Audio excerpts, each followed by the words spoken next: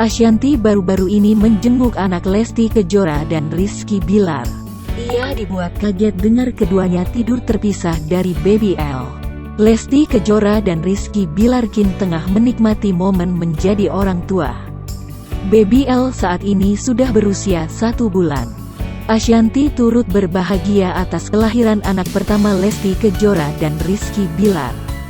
Ia pun berkunjung untuk menjenguk Baby L sesampainya di rumah Lesti dan Bilar. Ashanty pun dibuat gemas dengan Baby L. Ia pun menggendong Baby L sembari bertanya pada keduanya bagaimana Lesti dan Bilar membagi waktu untuk menjaga anaknya. "Tidurnya sama siapa ini?" Ashanty kembali bertanya.